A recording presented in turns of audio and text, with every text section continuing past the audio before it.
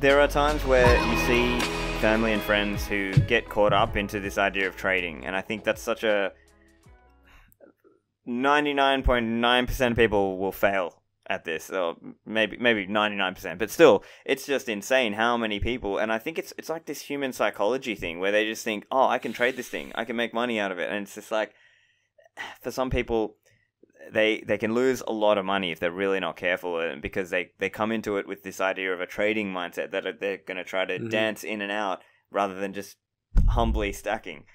So that's something I've seen, and I think it is something to make sure we're talking about that when we're teaching people. Yeah, I mean, one of the ways I've had a lot of success with this framing this year, which is like whoever you're talking to, it's like, let's assume that you've gotten to the place where they kind of like, they'd like to have more Bitcoin and they're thinking about using trading to get there.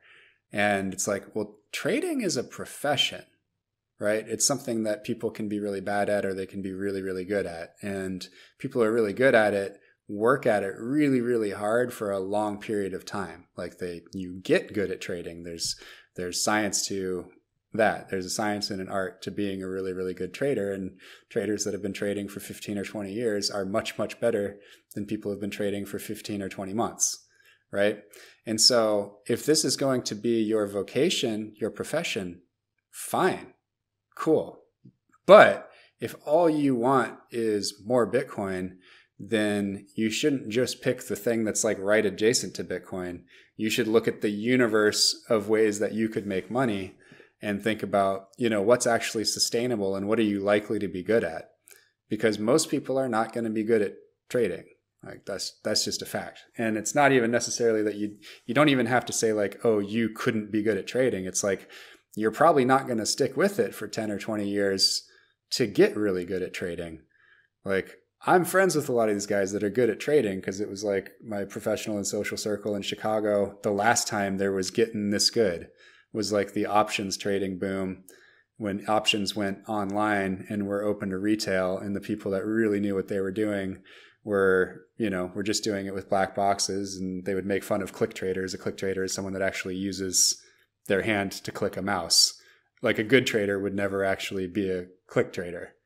They make fun of those people. And a lot of those people are now in crypto, and they're running the desks at Jump and Cumberland. Most of these firms, are either in Chicago or have huge offices there, or they're in New York, and it's a bunch of ex-hedge fund guys, and they're people that know what they're doing because they've been doing it, for 20 years. And they have incredible machines and AI scientists and ML people, and they're setting up algorithms and they're ripping your face off. And like, if you don't know any of what I'm talking about right now and you aren't friends with those people, like, you're the mark. Yeah. So I just think people are just like incredibly naive going into it and thinking that it's going to work out for them. And it's almost a curse if they win a little bit early on, because it could just like ruin you for the next 5 years or the next decade, because you're just looking for that hot streak again. There's almost nobody gambling in Vegas that didn't win a lot in their first year. Yeah, right. That's an interesting way to put it. Because right? sometimes... Because if you lose a lot, you get turned off. You just leave straight away. You got a bad taste in the mouth, okay, I'm done with that, never doing that again. But if you win a little bit, you sort of think, oh, maybe I was just getting unlucky those times I lost, and actually I'm skilled. Vegas is fun. Yeah. Right. Yeah. Yeah, I think so. I've got a system. I know I can beat the craps table. I've got a system. And the thing is, so there's this whole industry spawning around it of, people teaching you how to trade, and the exchanges who kind of encourage, oh, hey, let me show you how to do a leverage trade, and oh, look at this, you can do a stop loss here, and you can and people get it into their mind, even if they're not a professional, right? That they're not doing arbitrage across exchanges using some kind of automated system. They're not, using some kind of sophisticated approach, or maybe they're not being a market maker who charges a spread, and that's your professional trading reason that you're doing trading, and there's like an actual business model around it. It's just people who are just kind of looking at random crayon drawings from some influencer on Twitter and thinking, oh, look, see, it's going to go up, I'm going to go long now, or whatever, and then people just get wrecked. But hey, I guess some people just have to learn the hard way. Yeah. I mean, it's so funny though. Like I don't even come across this particular conversation that much anymore. I really don't. I think that, you know, maybe it's just because my own efforts and brand have just, you know, encircled myself with people that aren't about trading. And I think, you know, Swan, through our, you know, the megaphone that we've built, is just catching enough people and getting enough people to come to us who really see Bitcoin as a long-term savings technology. And so the conversation is just like basically about how much to buy. Yeah.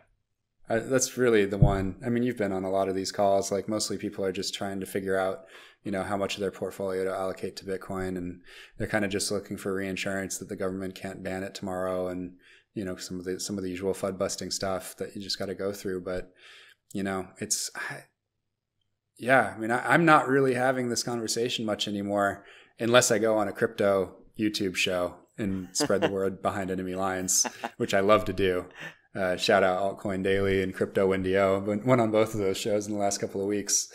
And it's actually quite fun. Like, they're nice people trying to make a living, whatever. And, you know, you can still come with your Bitcoin message. And then the most fun is like, I mean, they get insane number of views and comments on their YouTube, right? Because all these crypto kitties are just like on YouTube all day, and just going and, you know, showing up, because I doubt the other interview subjects actually show up in the comments, and I'll go through and answer questions and do retorts and, you know, tell them that, you know, ADA is fake and stuff like that.